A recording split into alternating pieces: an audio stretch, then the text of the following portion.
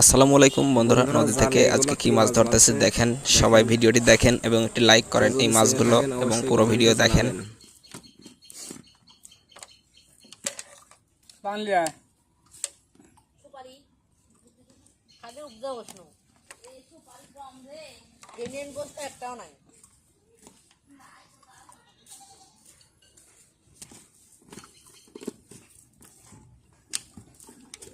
দুই চার চার দিয়ে চালা বাজছে 5টা।